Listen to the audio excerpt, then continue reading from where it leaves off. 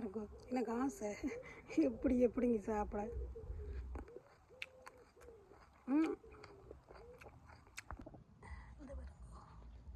இதை பிடுங்கி இப்போது உண்ண போகின்றேன். அது ஆர்கானிக்கலோ, அப்போ மறக்காமல் சாப்பிடுங்க, பச்சை சாப்பிடுங்க. இஞ்சி பாருங்க, இந்த தக்காளி எவ்வளோ காய் காய்ச்சிருக்கண்டு. 2 3 4 5 ஒரு 50 காய் காய்ச்சிருக்கு. சுற்றி காட்டட்டா? 2 3 நான் புடுங்கிட்டேன் ஏற்கனவே. நிறைய காய்ச்சிருக்கு.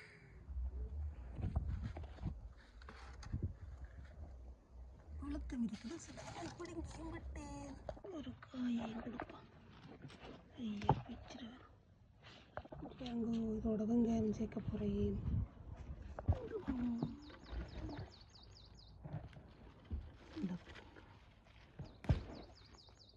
இது பிடிங்கி வச்சு தக்காளி, தக்காளி 2 பழம், பெரிய பழம் கேணிக்கலாம் இவ்வளவு. அப்போ தான் அவர் நல்ல வடிவாக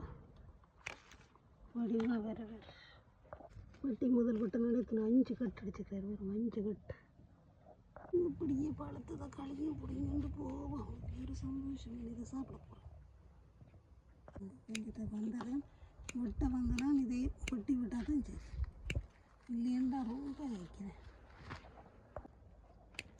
என்ன ஒரு பிரச்சனை, ஏன் அந்த சின்ன இல்லை இதாண்டபடியே அதை வெட்டி விடுங்க. அப்போ நல்லா கட்டு அடிச்சு கொஞ்சம் போதண்டு நிற்காது. இப்போ சமைக்க வந்தனால் தக்காளி வரையும் வெட்டி விட்டால் தான் சரி. இப்போ இப்படி மஞ்சள் இருந்தால் அதை வெட்டி விடும். வெட்டிங்கன்னா இந்த மஞ்சள் இருக்குல்ல, அதை வெட்டிங்கன்னா அது புது கிளி அடித்து புதுசாக இருக்குது. இதை வெட்டி எறியுங்க. அப்படி பாருங்க, உங்களுக்கு ஒரு டிப், ஒரு தகவல். இந்த சோறை நீங்கள் அந்த மைக்ரோவேவில் காட்டாமல் இதில் வச்சுட்டு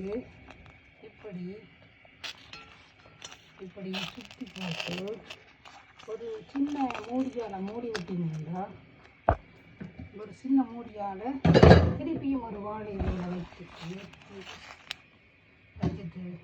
இப்படி மூடி விட்டீங்கன்னா ஒரு 2-3 மினிட்ஸில் இந்த சூடு சுட்டு மைக்ரோவை பாதிக்காமல் இப்படி சுட காட்டலாம். இது ஒரு 2 மினிட்ஸில் ஒரு கிளறி விட்டீங்கன்னா சரி. ஒரு சும்மா நீங்கள் ஒரு கிண்டி விடணும். கிண்டிட்டு இன்னொரு நிமிஷம் இப்படி வச்சுட்டு மூடி விடுங்க. உடனடியாக